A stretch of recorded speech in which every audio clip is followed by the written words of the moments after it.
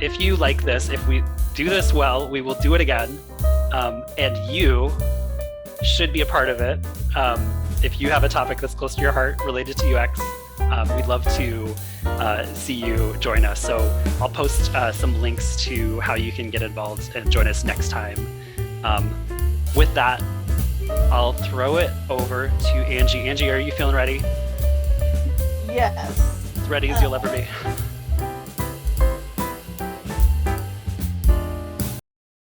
All right, so buckle up. It's going to be a quick ride through some of the accessibility fails. I find that most accessibility fails are really empathy fails.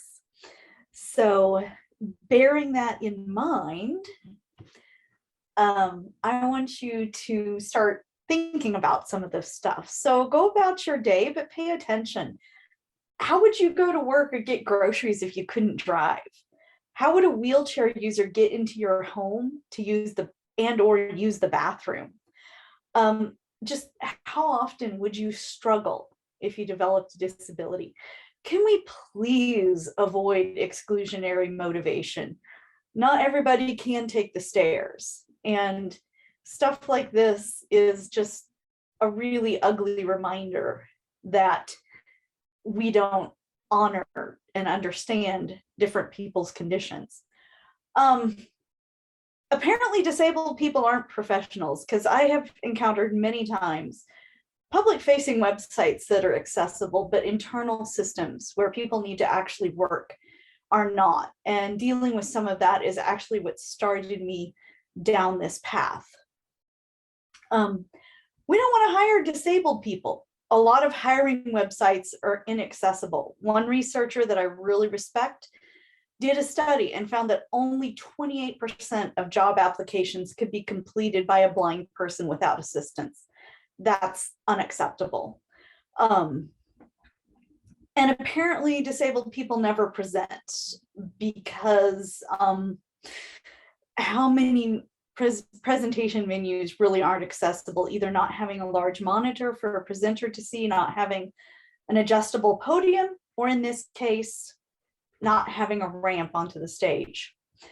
Apparently, we're not supposed to travel independently and always supposed to have a companion with us who can take the stairs to request the wheelchair ramp. And yes, I have seen things like this.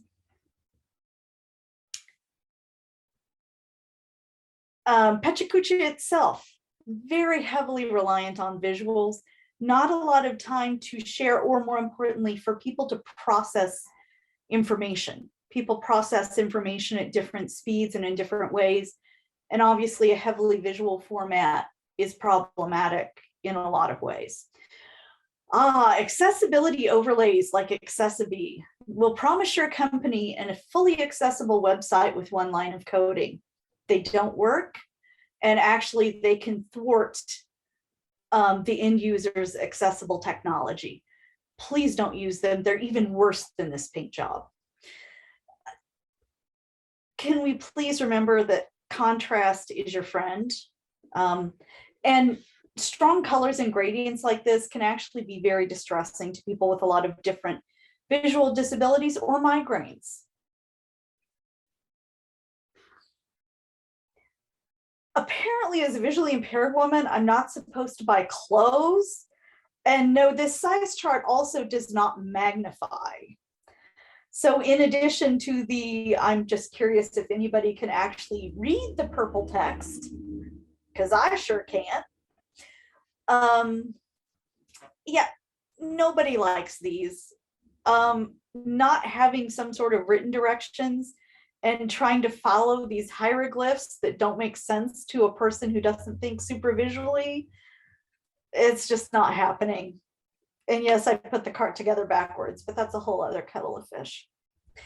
It's worse than you think. The Majestic Million study, which looked at the top 1 million websites, found that 97% had a detectable WCAG error. Yes, there's bones to pick with the methodology, but not enough time in the Pecha Kucha format. It's not getting better. There has not been a marked improvement in the last 3 years. And I hear anecdotally from a lot of web developers that COVID has made things worse. You've had city governments going back to flashing text or terrible red color schemes. 86% of home pages did not have adequate text contrast. And this one was actually found to be getting worse over the 3-year period. Contrast is hugely important for reading, almost as important as text size. To me, this is accessibility like entry level, but apparently not. 60% of pages were missing alt text. I don't know on what planet that's considered acceptable. 54% of forms had missing labels, and I can't emphasize how much online forms make a difference for someone who's visually impaired. I often can't see paper forms. Properly done online forms are so much easier for people with a lot of disabilities. E-commerce is terrible. All the major platforms had a high number of detectable errors. And again, if you are less mobile due to a disability, the ability to shop online is huge. Only 9.2% of tables had valid table markup data. On the good side, 68% of pages are now using ARIA tags, which is good, but I'd rather see no ARIA than bad ARIA. And lastly, I just want to leave you with the thought that in a world of wheelchair users, stairs would be unthinkable. We have to design for the humans that we actually have and to meet the needs of humans as they exist, not as we wish they were.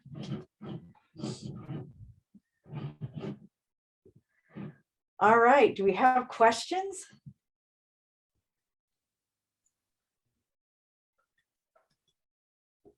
Anyone who has questions, feel free to unmute the mic or raise your hand and we can like get you speaking. If you don't want to unmic, feel free to throw a question in the chat.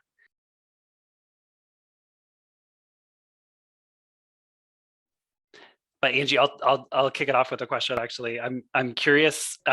Given that this was a 6-minute and 20-second format, what did you have that you really wanted to fit in that you couldn't fit in? Oh, that's at least an hour, Dan. I would like to have fit in more about the job application, because that's something that I have run into a lot. And I'll just share an anecdote. When I was laid off from Missouri Western during COVID, which meant extended unemployment, like a lot of people, I had to take a job that was not commensurate with my qualifications. And I knew that my parents could easily get me to the call center that handles calls for Medicare and for the Affordable Care Act marketplace. I can do call center work. I went to apply for the job, and one of the assessments that I had to take was an attentional assessment. And I knew that's what it was because of my human factors training. It actually made me dizzy, first of all. But second of all, as a visually impaired person, it's not even within the realm of possibility for me to do. And I knew, it took me a while to find the person to call to get the accommodation. And I finally ended up talking to their director of accommodation. And she said, "Oh, we know that someone who uses magnification or a screen reader can't pass that assessment." Okay, why are you using it then? Not everybody has the resources that I do to know what's going on and to, track down the information. This isn't a job that normally goes to someone with 3 master's degrees, one of them in human factors. It's unacceptable that we are intentionally putting in barriers in hiring.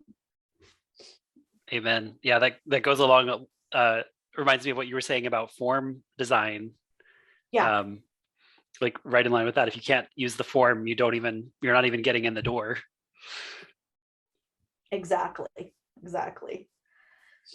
Say that we just had so I work at Mayo Clinic, and we've been working very hard to make sure that our site is accessible, and we had a presentation this week by one of the developers who was really trying to make sure that things are accessible, and had done some testing on some fairly complicated COVID forms.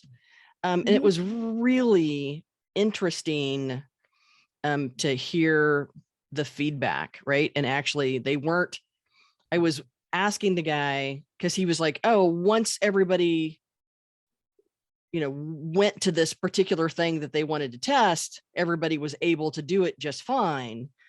So my question was, so would they, since they were expecting the worst, would they not have even attempted to go there?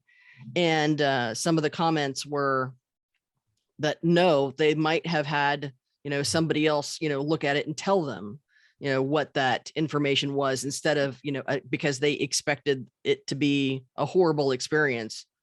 So I'm like, how do we, when we have a good experience with the screen reader, how do we make sure that we let them know that it is accessible effectively? Your website should have an accessibility statement, and that accessibility statement should include things like what standard you're going for. Are you going for WCAG, the latest WCAG at the AA level or better? If you know that a particular browser screen reader combo works better, who they can talk to if there is a problem. And I hope that you're doing the testing with people who actually use the technology on a regular basis, as opposed to someone who, just can use a screen reader, but someone who actually needs and uses it in their daily life, because then they can also offer feedback in terms of, real world usability, and in terms of how does this compare to other websites. Absolutely. We would not want to test somebody who just was like, I'm going to close my eyes and try this out. Yeah, unfortunately, I have seen stuff like that done though. But yes, you're right. Got a question from Kendall. Go for it. Hey there, Angie. Great presentation. Thanks for giving us all the nice juicy bits about accessibility. +1 to all those.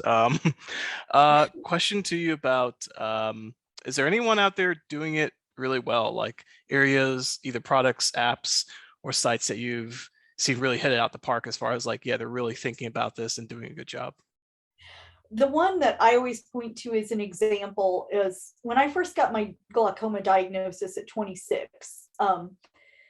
The Glaucoma Research Foundation website was terrible.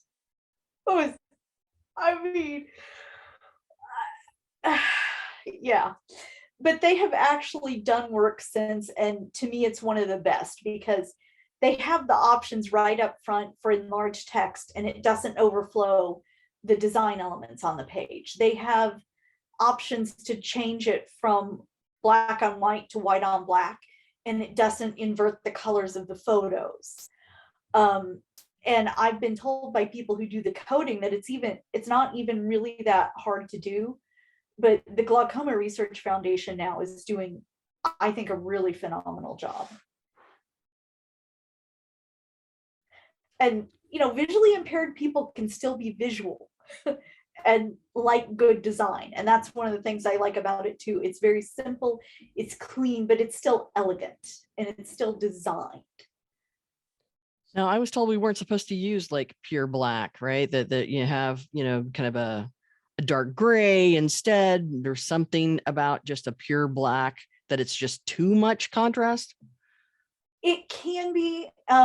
So some of that depends on the individual, but you have to remember that some people have to invert the color space.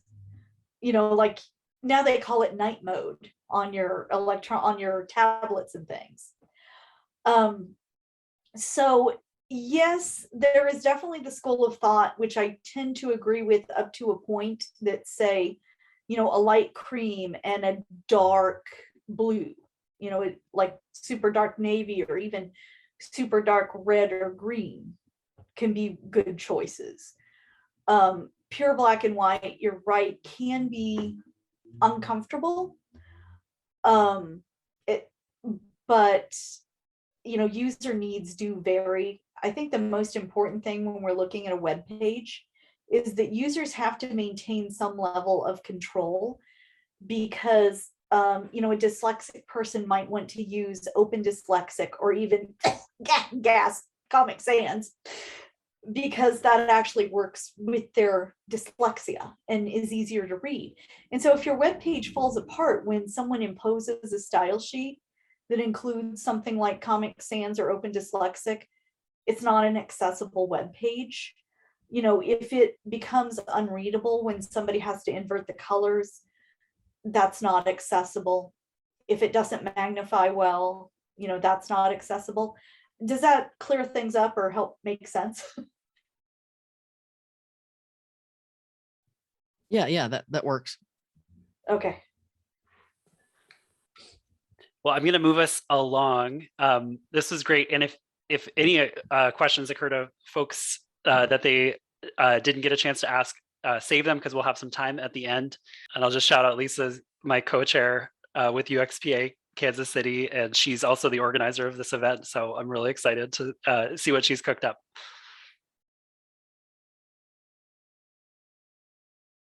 Yeah, well, first of all, hello, and so great to gather with you all. My name is Lisa Jennifer Maione, she, they pronouns, and I am here in Kansas City. I'm an assistant professor of graphic design at Kansas City Art Institute, run a studio and volunteer on a couple of design related organizations, including here with both Angie and Dan and others who are also on the call on the board.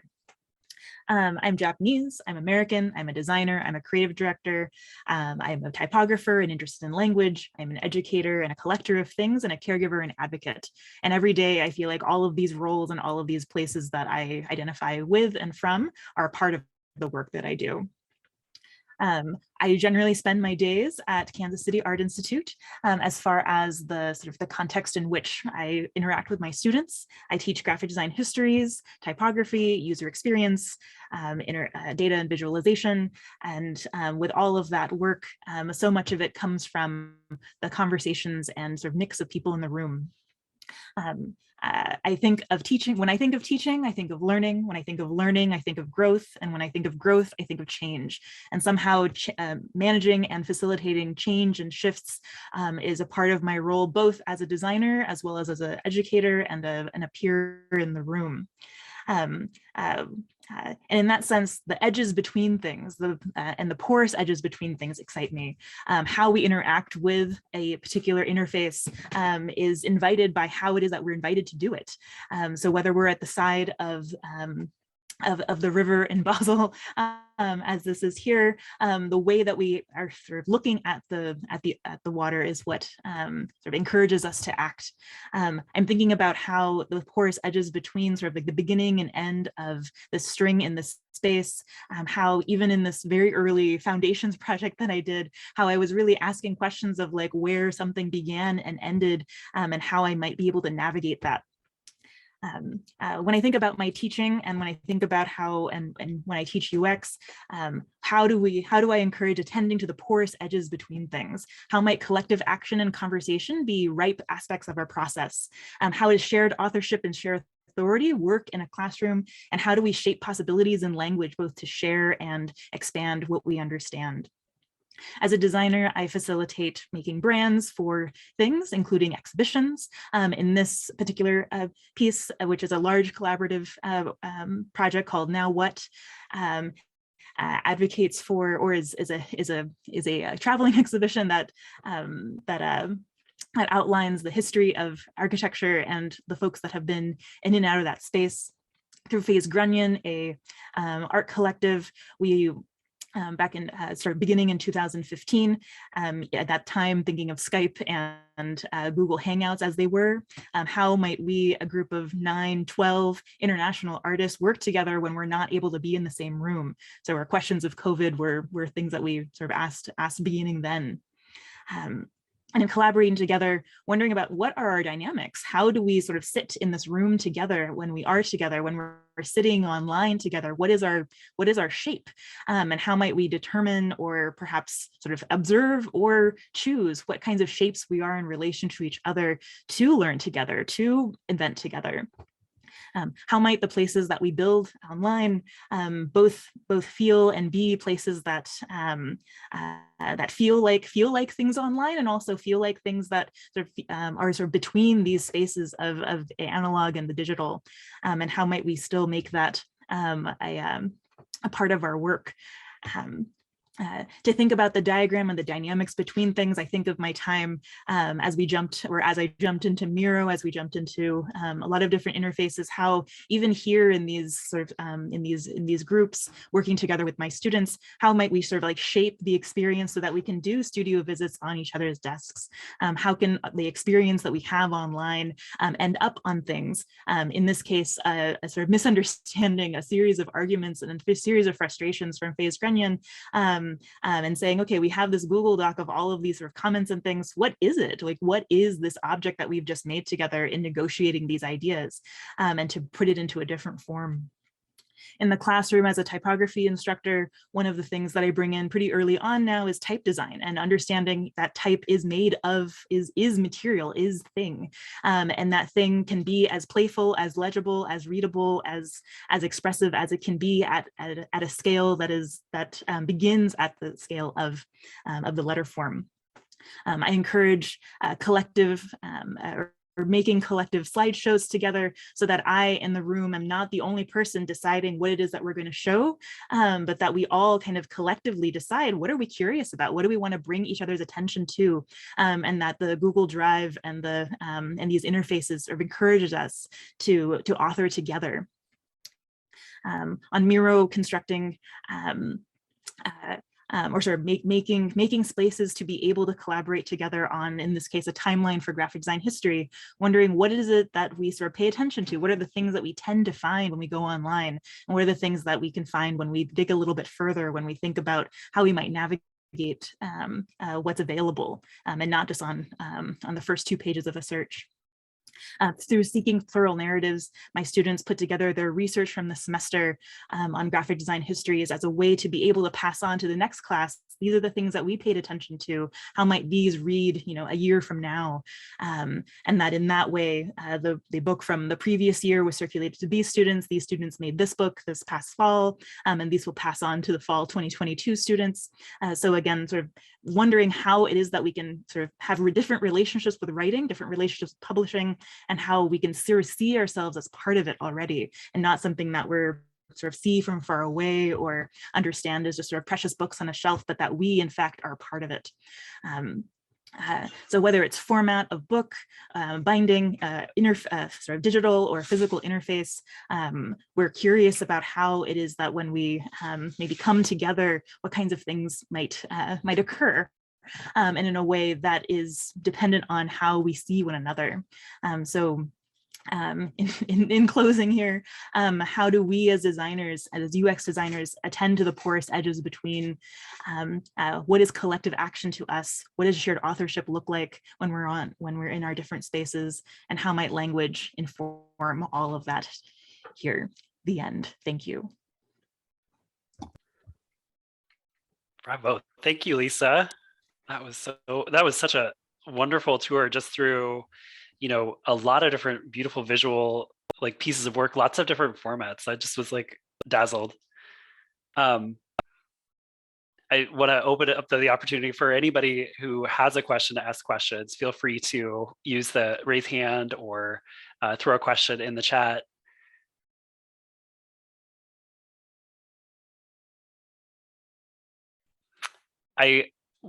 I guess one question to kind of kick it off, and I especially want to ask this of you because you're a design educator. and this is a really inarticulate kind of like question, but as someone who educates kind of the next generation of designers, and sees them go down, sometimes design, like former art students go down like the more business kind of corporate path and like find themselves practicing in that arena, and others continue down a more experimental or artistic path. How do you kind of like talk with your students, or you yourself think about those kinds of possibly artificial boundaries between what is like the quote unquote practical application of design? I love that question. Yeah, and that definitely comes up in a variety of ways. I think maybe one example. So we used to have a class called Pro Practice, professional practice. And a couple of years ago, we decided it's pro practices, pro practices, in the sense that there are so many ways to activate what it is that one sort of comes to understand, experiences, makes, does, can do with an understanding of design, and specifically graphic design being the space that we focus in on. And knowing that so many paths are so exciting. I think with my students, when a student is, relatively recently sort of coming up and saying, I'm in graphic design, not going to change my major, but wondering, like, if I want to get into performance, if art residencies are interesting, is that part of what we can do? And will it be bad to have graphic design as part of my background? And I love that question because I feel like I didn't even know how to formulate that question when I was a junior or senior in college. I think at that point I was just like, I think I'm practicing what I think is available. So I love that that's something that we can foster. We can foster someone going into an entrepreneurial route, someone who to be able to support a student who really wants to go in and be an art director, go into creative, go into agency.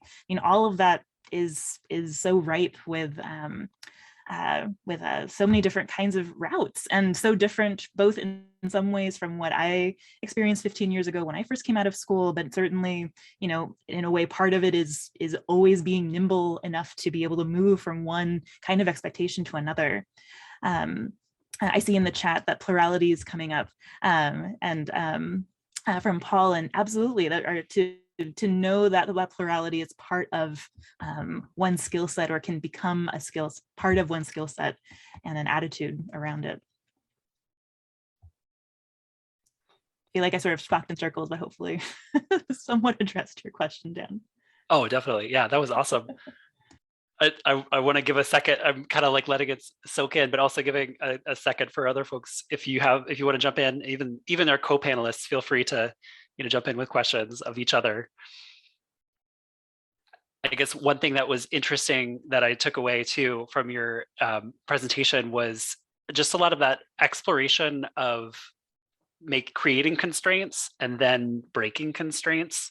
Like you had talked a little bit about how you were exploring collaboration methods, even prior to the like COVID wave that led to a lot of greater virtual collaboration. So just that thing of saying like, what if, how might we attack this constraint that we've just created for ourselves? I find that very like interesting as a method that that you kind of talked about. Yeah, no, thank you for that. I mean, I think one thing that came up for me both during, maybe not just with Phrase Grunion, but overall, is that the interfaces that we use are part of the material texture of our experience, right? And many of you build these, right, that we interact with every day. And part of that it is, while sort of here on this shiny glowing thing, is material, is a thing, and that it makes something is made by just walking around it, even if we're not meaning to. So I think in that sense, seeing that the sort of spontaneity that can come from like, oh, if we're in person and we just happen to be sketching together, we can make something new in a way. We can sketch together kind of through even like the text app that we're using, or the kind of stuff that we can share, on one platform other, or even the email exchange between people can become, we can see, if we see it as material, if we see it as form, then we're already making something together, and that is already informing what we're doing. And so then with that in mind, we're in effect already making a lot of stuff together, even if it doesn't look like something I can hold in my hand. So I mean, I think maybe I didn't speak to this directly in this talk, but I have in other contexts, is like the screen is really interesting to me, just as a place, as a subject, as a thing subject to my subjectivity, right, or my perception of the world. And in some ways, I'm always collaging together experiences in and out of this thing, but also it's a part of the way that I understand images. And that's in fact, all of us in this room are all, it's part of many of our lives, even just by being on this call, right, by virtue of that, be it on our phones or in our computers. So all to say that the screen is subject from the get-go, I think is something that sort of is a part of what I come to UX and to UI design with. It's already a something. And so with that, what now? What do we want to do there? Fiona just asked in the chat, how do you think your act of giving your students the opportunity to move between ideas and media affects your own creative processes and making? That's such a great question, Fiona. I wonder what your perception of, we have crossed paths at Kansas City Art Institute. How do I think my act of giving your students the opportunity to move between ideas and media affects my own creative? Absolutely informed by it every day, I think. I think that's one thing, and in the sense that I think that shared, maybe that sense of, or the notion of shared authority or shared authorship comes from, in a way, I cannot separate my creative practice completely from my teaching, because my conversations with my students are part of my world, as other things are. So those are sort of feeding me. I think more and more over the years, I've been sharing more with my students of things that, here's something I'm fascinated with, even if it has nothing to do with class. It's just like, here's part of where my head is, what's attending to right now. And while it might not be a lesson, or it might not be a project, it's more like, these are the things that maybe being transparent about what influences me and giving that space has been one thing that I've noticed of myself. And in some ways, in hopes that maybe that models that kind of porousness for someone else. I think for some others, it might be like, wow, that's a lot of information. A lot of tabs are open at the same time, both literally and metaphorically. But in a way, for those who work like this, hopefully this gives space for that possibility, and also to see that there's a type of there's space for that. There's room for us, not just sort of A to B, but that there's other ways around the journeys we are on. Absolutely.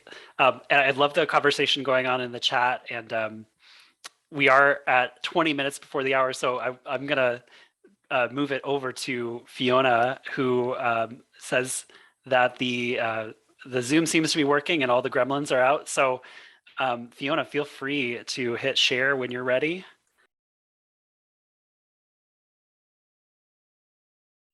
So let me just start over those 20 seconds, because I think both Lisa and Angie were very calm while doing their Pecha Kucha, and I tend to be very rushed. So just to get started, my name is Fiona Dougan. I'm a recent graduate of KCAI from the graphic design department. So Lisa was my teacher for 3 years. And in school, I did a few UI projects, but I mostly focused on branding, and especially in the beginning, it was just a lot of print work. So really what I want to say is I'm new here. The main project that I'll touch on during this presentation is kind of like my first real thing that I've made since being a student. So I'm here for the advice, I'm here for the feedback.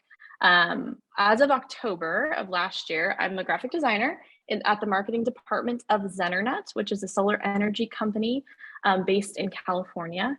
I work on a marketing team of about 5 people. I'm the only graphic designer. I have never really given solar energy much thought until I got this job. So there was a lot to learn. It's a really interesting industry, and I'm still new to it, so I'm still figuring things out. Zennernet specifically offers mostly residential solar. I work with 2 coworkers in person almost every day, but I kind of miss in school seeing like a ton of different people and a ton of different fleshy faces. So I'm getting used to that. Most of the work I do is digital, making graphics that accompany blog posts, working on the website. Basically the internet's been around since 2017, so it's still fairly new, but they're a very digital brand. They can want to be the Carvana of solar panels is what we always say. So talking about the problem that I'm solving with this one project that I wanted to call out, basically these are the three main steps in a project. If somebody's interested in getting solar versus, or all the way to when they have panels on their roof. The problem area is the project, the second step here. So really the thing is the communication isn't there right now. There's a lot of issues with bad customer reviews and bad customer experiences because it's a really complicated process. So they wanted me to create a customer portal. They've been telling me about this since day one. And this was the very first thing I did, really. I had a few goals. I wanted to keep it simple. I wanted to be transparent. I wanted to have clear communication because that's, the problem that we're trying to solve. And I wanted to give them a sense of progress, the homeowner. So basically that's the thing is like a lot of the steps, the internal steps when moving through solar panel installation is not us. It's, dealing with permits, it's dealing with HOAs, it's dealing with the county or the city. And there's not a lot of communication to the customer when that's happening. So they just think, I haven't heard from anybody in 3 months, and they don't see the behind the scenes of like, oh, we're submitting this form, we're doing this, we're talking to this person. And mostly they're just communicated through email and phone calls. And our operations department was getting totally overloaded with calls from people who don't know what's going on. So really the goal here was to answer questions before they got a chance to ask them. So look at me, I'm already behind. So this kind of like montage is just moving through the customer portal and the kind of ever-present features. Really the main thing that I wanted to focus on was there's one screen where they're receiving one message. And then at the bottom there, you can see the user journey shows like what step of the process they're on, because I really wanted to give them that sense of progress. So, you have like, this is the first stage, site assessment. Your installation, let's get your installation started. And then they need to complete this home visit. So it's like, this is what they need to do. And then other stages, it's like, this is what we're doing in the background. And then they're always moving through at the bottom there through those steps so that they see that sense of progression and they're always working towards that last step, which is empowered. So in design and engineering, this stage is all about us. So we're just giving them an update. Here's what we're doing in the background. As soon as the plan is complete, you'll be notified. We're communicating the next steps, but in the meantime, we're giving them kind of like, we'll let you know when we're moving on. Third step is plan approval. This is a clear-cut stage where an action is needed from the homeowner. So once again, this is an external link to DocuSign, which will be eventually integrated, but this is just the MVP right now. Fourth step is plan approval. So this is what I was talking about with like permitting and cities and counties and HOAs and that kind of thing. So that's why this is like a pretty complicated step where they're going to be able to see the status of each approval, and they're going to be able to see, even though the ball's still in our court, we're still getting stuff done. They can see, 2 weeks ago when I checked, it wasn't this far. And even though we can't move on yet, I can see that progression. And then also being clear about installation and inspections. Those are both like, I got to schedule somebody has to show up at my house.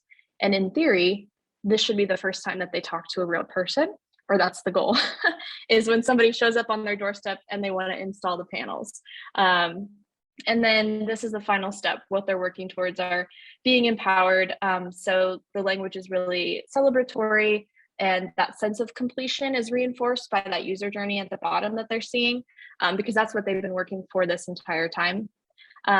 So plans for the future on this customer portal, and I know this was really fast, but basically I want to hit those that first step and that third step. So right now it kind of starts after they decide, yes, I want to go solar. that's when this starts. But what I'd really like is to include, I'm interested in solar, and then that's kind of a more of a human interaction. So they can do that, and then also monitoring. So after they have panels on their roof, seeing this is the power that I'm producing, this is all the money that I've saved, that kind of thing. So like I said, right now this has been the MVP, but I'd love to hear your questions. I know that was like, boom, solar panels in your face. But yeah, does anybody have any thoughts? That was great. Fiona, while people are talking or coming up with their questions, I'm just going to throw some links in the chat to upcoming UXPA Kansas City events, ways to join our virtual community, and also a link if you are excited about this format and want to do this. Now that we've had such great, test subjects here giving presentations, we'd love to have you do this in the future with us. But I'll turn it over to anyone who has questions for Fiona with those last 10 minutes, or for any of our other speakers. We'd love to hear from you.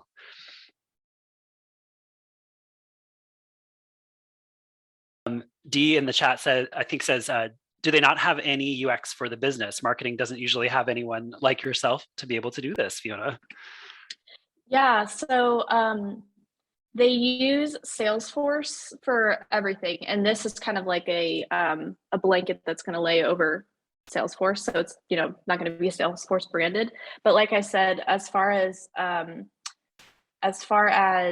what the customer is receiving, they don't really have an interface right now for them. That's all internal. So they're just communicating over the phone with their project manager and through email.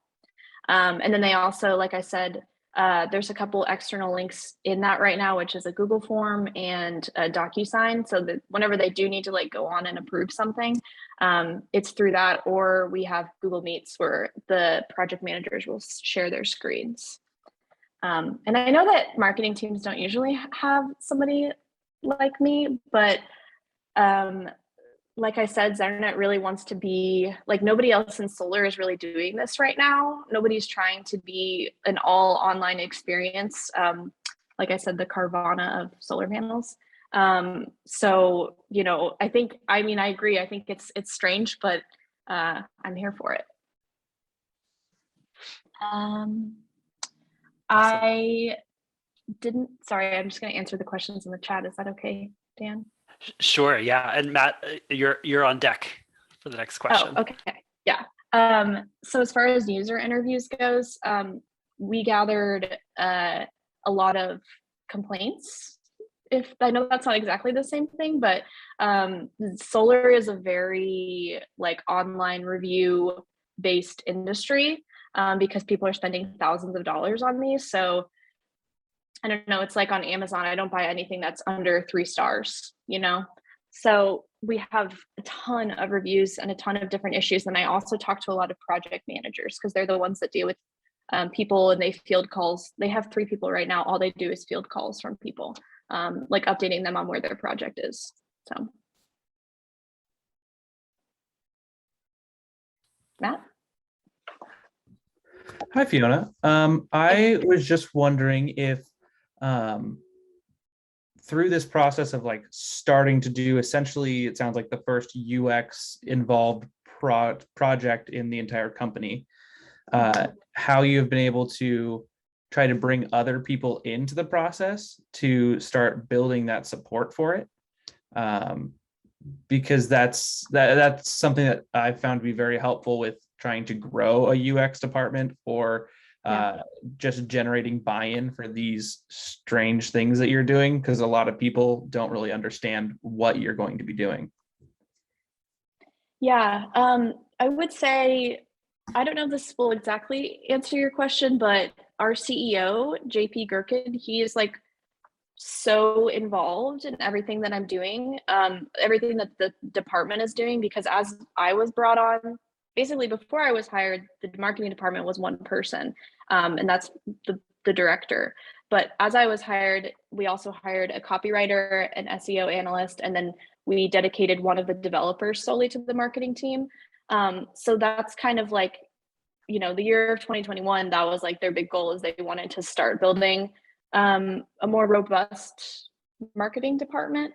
And I think kind of a subset of that is the UX UI, guys and gals and people. So I agree with you. I think it's kind of, there's not a lot of like structure for it right now. It's kind of just me and my developer, Zach, who's awesome. And like, I've never worked with a developer before, so that's been really cool, but I don't have to like actually know how to make it work. But I know that there's going to be other people hired in the future. That's kind of like the whole goal of JP, is to make it a really robust department. So hopefully. Yeah, that's awesome. I think it, like, once you start scheduling the user interviews and usability tests, like Dee mentioned in the chat, just invite like some random higher level stakeholders to watch the usability test happen.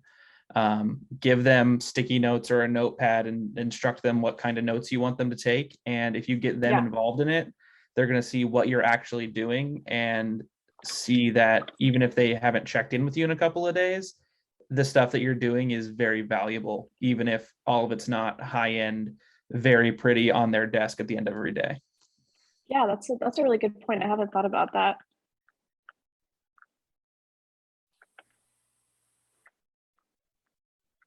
All right, Lisa.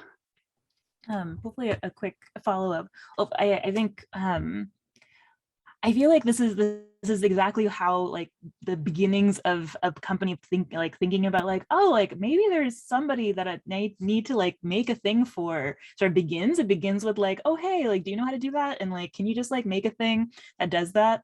And then to like just sort of socialize the idea and like exactly as this kind of feedback is giving is we're like, okay, like how does this kind of like become like the beginning, like the sort of first argument for like the business case for user experience for this company, which is like, it's already, your coworker or your colleague JP is already kind of like in that headspace. So this is kind of like seeding that, and I find that so exciting. And I love that you're just kind of like just literally beginning it. And it's awesome. And then to be able to start becoming the person who then brings in kind of the resources, the story. Looking at the chat, the sort of how to transition into UX and that transition being part of like inventing kind of that role and that need. Anyway, I feel like I feel like you're at an exciting moment like in the sort of the project, in the sense that now it's sort of like, okay, we have this thing, like how do we talk about it? Like what are the people that need to think about it, talk about it, and then be able to sort of like imagine like what is this infrastructure team and kind of like, and how does this how do you, as someone who is both supporting what is beginning as a marketing thing, and I feel like I'm talking too much, I'll land the plane, begin to sort of identify like, here's the design need, here's the marketing need, but the design and like the design need looks like this, and this is what it looks like over the next 5 years. So that you become kind of a team maker as much as a design right now you're sort of heralding and saying, are making argument for design, and then you'll be sort of creating the infrastructure for design leadership at the company. I'm excited for you. All right, we have time for one last question for any of our speakers, but I did want to just throw in, if any of y'all want to connect, I see actually that Fiona, you got one offer to connect in the chat. But anybody who wants to connect, feel free to like throw in a LinkedIn link or Twitter or your social platform for interaction of choice in the chat, so we can keep the connections going. With that, Dee, I see your hand raised, so I'll throw it over to you. So I'm really curious. So, I mean, did you get to do any usability testing, and how are you planning on measuring success? I know that was 2 questions. I'm sorry, Dan. Snuck it in there. So I just delivered this to the development team. So they're kind of building the like skeleton of it to be tested. I'm not quite sure. Like I said, I'm very new to this, and this is like my first UX project outside of just, making a school project. So I'm not sure how success will be measured. I mean, I'm sure it'll be like, is the ops department less stressed, or less calls coming in, or will this answer the questions that we think people will have? Or will it actually answer the questions that they do have at certain stages and that kind of thing? So yeah, I would welcome any advice when we get to that stage. Awesome. Well, thank you to all of our speakers. I'm just like astounded. This was such a great conversation, and just round of applause to the three of you for not only fantastic talks, but fantastic talks for the first time we've ever done this. So just a round of applause. Thank you so much. And thank you for everybody for coming to UXPA Kansas City's first, or at least most recent, Pecha Kucha talk. And I hope we can stay in touch and connect, and all those links that I shared before, I'll throw them in the chat again. I just hope that we can see you somewhere in some other place, LinkedIn, Slack, or at least over mail through our mailing list. So thanks again, y'all, and we'll follow up with you soon with a recording of this. Any last words, Lisa, Angie, or Fiona? Would you recommend other people do this in the future? Sure, why not? And anyone who wants to connect with me, I know Dan's got my contact info. Feel free to just put that in the chat for me if you would. Absolutely. I just want to say thank you so much to Angie and Fiona for taking up the invitation to be a part of this today. I feel really honored to sort of help kick this off. I think maybe just one note, as someone who has been working with UXPA for a little over a year now, I think one of the things I was most astounded by coming onto the board was how awesome the mailing list is, which is to say that I looked up everybody on our mailing list. That sounds kind of terrifying, but all to say that there's so much knowledge, so much wisdom, so many people doing so many different things who have lived all over the world, who are either in Kansas City or have come through in some way, and we're all connected to them. And I wonder, how can we lift that up? How can we, if we can't all have dinner together all the time, how can we sort of get to know and see a glimpse into the kinds of things that we're thinking about, caring about, and working on as UX designers in our circles. So all to say that I would love for all of you to take part and share a bit about your work and what you care about, and to think of others who might be awesome to be able to see here. And if we can foster this as an ongoing series, we would love that. So thank you all for giving us and sharing a bit of your evening